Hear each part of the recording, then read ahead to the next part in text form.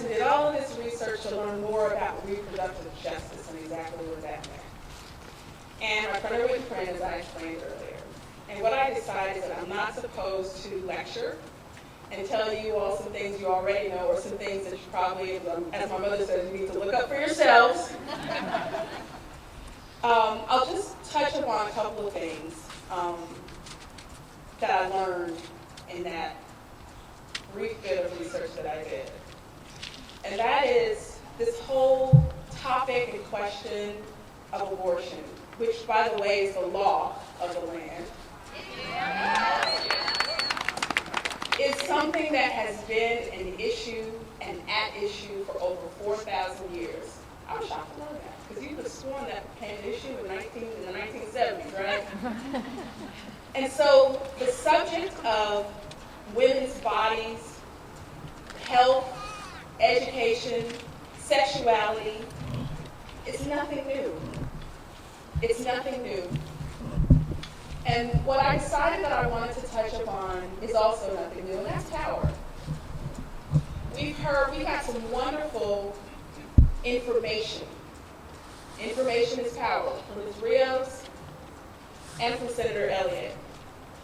But it is incumbent upon all of us to do our own research, to become more educated about these issues as they become issues, legislative issues in this building behind me. And I will tell you something. The last time I stood up here was a moment where I was looking at some people just as beautiful, a crowd just as large, and we were fighting discrimination. And it worked. There were other rallies up here where we were fighting bad legislation that was going to have a detrimental effect on our school districts. House Bill 1733. People lined the stairway every day. People stood out here and had rallies every day. And it worked.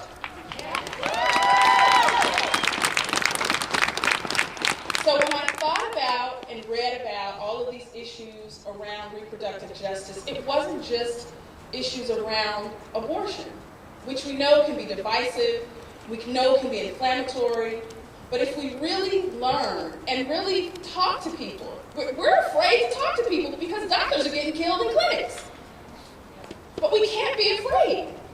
So we have to talk to family and friends and share information. It starts there, because information is power, right? Yeah. We also have to not get in the weeds of that issue and forget about education. We can't forget about access to quality health care through insurance, through transportation, through jobs. We can't forget about kids who are being killed in the street by law enforcement and non-law enforcement.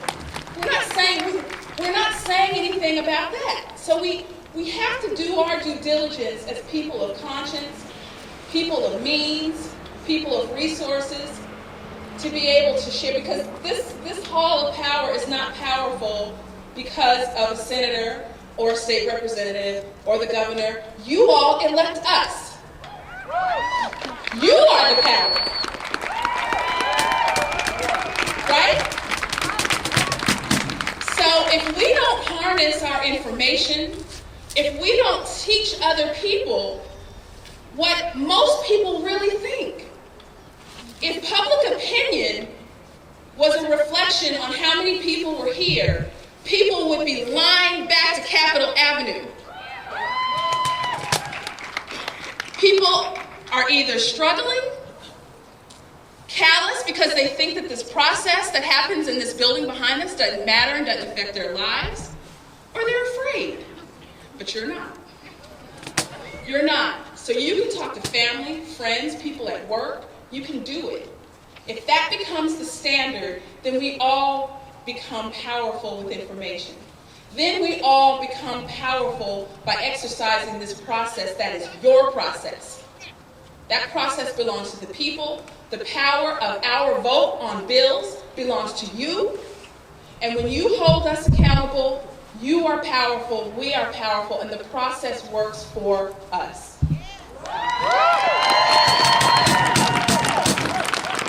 So I'm going to give you 2 quotes. This is the only thing I saved from everything that I thought to print out. I looked it up on my phone because I was so moved. And Shirley Chism is like the end-all, be-all as an example. As a matter of fact, I remember when I met Senator Elliott many years ago when she was in her 20s and I was in my teens.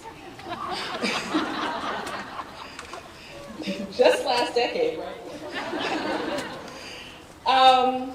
I watched her and I listened to her and I thought, that is our Shirley Chism. And there are Shirley Chisms out here in this audience, so don't think that you can't do what you see other people doing in speaking out. Don't think that you can't do it. So it touched me when I read, the emotional, sexual, and psychological stereotyping of females begins when the doctor says, it's a girl. Right? And you've already heard Senator Elliott speak to that. I just want to leave you with this. And this sort of speaks to what I've tried to share today. Women in this country must become revolutionaries. That's right. We must refuse to accept the old, the traditional roles and the stereotypes. We must replace the old negative thoughts about our femininity with positive thoughts and positive action affirming it, and more. But we must also remember that we will be breaking with tradition, and so we must prepare ourselves educationally, economically, and psychologically in order that we will be able to accept and bear with the sanctions that society will immediately impose upon us. And isn't that happening now? So I say you to quote Public Enemy, fight the power. But also remember you are the power.